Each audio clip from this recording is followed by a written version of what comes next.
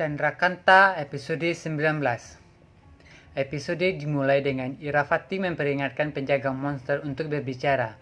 Kalau tidak, dia akan membunuhnya dengan mencengkik lehernya dari kulit ular dari Daityasur. Penjaga mengatakan dia membawa kulit ular dan meminta untuk pergi dan membawanya dulu. Di penjara, Kurun menekan kaki ayahnya dan mengatakan dia mendengar seseorang wanita cantik akan masuk penjara. Tentara membawa Tara. Kurur kecewa melihat Tara tua dan berkomentar bahwa wanita tua membunuh orang sekarang. Tentara mengatakan Tara mencoba membunuh Rajkumari Chandrakanta dan itu pelanggaran yang tidak bisa dimaafkan. Asap Irafati di depan Badra bagaimana dia bisa mendapatkan kulit ular dari Daityasur. Badra mengatakan dia harus menerima bantuan Chandrakanta dan sebelum itu dia harus meyakinkan putranya Fir. Irafati mengatakan dia tidak akan berdamai dengannya saat dia melawannya untuk Chandrakanta. Badra bilang dia harus melakukannya. Di sisi lain, seseorang bersiap untuk menemui Chandrakanta. Teks bilang dia bersiap untuk bertemu istrinya sendiri. Fir merasa bersalah karena menghadapi ibunya dan mengatakan apapun itu dia akan meminta maaf dan menenangkannya. Bahkan Tuhan memaafkan jika dimaafkan. Irafati masuk dan mengatakan dia tidak akan memaafkannya. Dia meyakinkannya dan memeluknya, lalu mengatakan dia akan bertemu Chandrakanta dan pergi dengan bahagia. Gehna pergi ke kamar Chandrakanta dan mengatakan Fir mengirim mereka untuk mempersiapkannya dan meminta pelayan untuk menyiapkan Chandrakanta. Pembantu mengatakan Fir memerintahkannya untuk menyiapkan Chandrakanta dan pergi. Dia dengan marah menyiapkan Chandrakanta. Chandrakanta mengatakan dia adalah pembantunya, maka dia pasti tahu siapa suaminya. Gehna mencoba berbicara, tetapi Fir masuk dan menghentikannya. Dia mengatakan pada Chandrakanta bahwa dia akan membawanya ke suaminya dan membawanya ke taman. Chandrakanta mengatakan mereka jauh dan bertanya di mana suaminya. Fir bercerita tentang seorang gadis. Chandrakanta penasaran dan mendengarkan. Fir bilang dia gadis itu. Dia menceritakan bagaimana mereka bertemu di dekat pantai laut dan dia menyelamatkannya dari singa dan lain-lain. Ia mengeluarkan pisau dan mengatakan suaminya mengisi dahinya dengan darah dan memotong jarinya. Dia bertanya mengapa dia memotong jarinya. Dia bilang dia suaminya. Dia kaget. Dia terus menceritakan kisah mereka padanya. Irafati dengan Badra datang sebagai badai dan membawa pergi Chandrakanta. Fir berteriak dan mencari Chandrakanta. Irafati bersama Badra membawa Chandrakanta pergi dan memberitahu Fir ingin membunuhnya dan bukan suaminya. Dia adalah musuhnya. Chandrakanta mengatakan Fir adalah putranya. Irafati mengatakan dia adalah putranya tetapi dia ingin Chandrakanta dari putranya dan dapat membantunya mendapatkan kembali ingatannya, tetapi dia harus mematuhinya. Chandrakanta pun setuju. Mayavi berubah ke bentuk normalnya. Krur dan ayahnya senang karena dia datang untuk membebaskan mereka. Dia meminta untuk membiarkan dia melakukan apa yang dia lakukan dan memberi mereka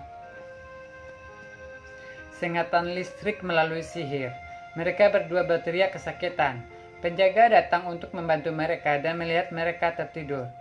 Mayavi diam-diam bersembunyi di balik pintu dan kabur. Dia menyembunyikan Chandrakanta. Gehna mengatakan dia bisa menahannya secara langsung daripada membuat alasan. Dia bilang dia tidak bercanda dan membocorkannya. Dia bilang dia tidak tahu. Dia dengan marah pergi memperingatkannya. Gehna melihatkan kalung gometnya hilang dan berpikir ketika Fir menggeledahnya, kalung itu akan jatuh. Irafati dengan Badra membawa Chandrakanta ke pintu jimat dan memintanya untuk masuk. Penjaga muncul dan bertanya apakah dia membawa apa yang dia inginkan. Irafati memintanya untuk mengatakan bahwa dia akan membawanya. Dia membawanya ke hutan dan memintanya untuk membawa kulit sehnak. Chandrakanta terbangun. Irafati dan Badra bersembunyi melihat Daityasur yang mengerikan. Chandrakanta hendak mengambil kulit ular saat Daityasur menyerangnya dan dia terbang di udara dan kabur.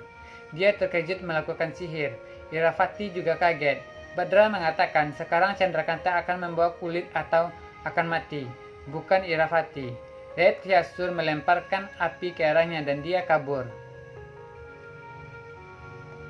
Dia menyadari dia bisa membunuh siapa saja dengan api di tangannya.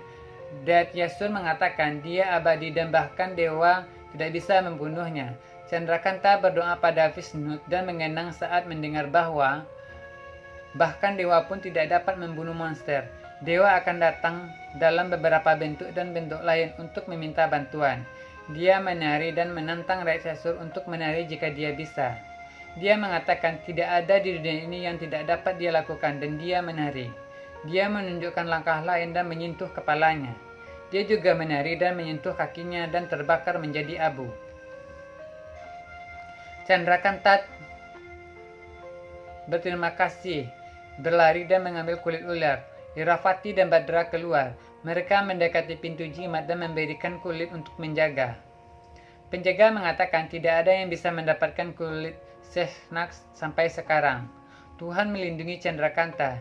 Dia meminta Chandrakanta untuk masuk dan menghilang. Chandrakanta berjalan menuju pintu.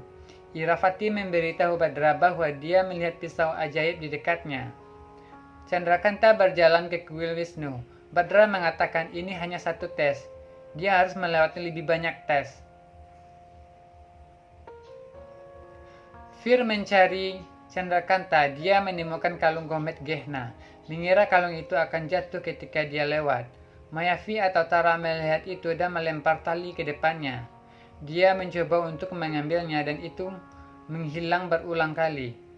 Fir mengira Ma melakukan sihir lagi dan pasti menculik Chandrakanta lagi. Dia masuk ke hutan dan Mayavi mengikutinya. Dia bersembunyi. Dia pikir di mana dia menghilang. Fir datang dari belakang dan mengatakan dia ada di sini. Dia berubah menjadi Tara. Dia bertanya mengapa dia mengikutinya. Katakan apa identitas aslinya. Dia melempar sihir padanya. Gomet jatuh. Dia mengambilnya dan berlari. Dia mengikutinya di sisi lain. Badra bertanya pada Chandrakanta apakah dia akan mundur atau maju.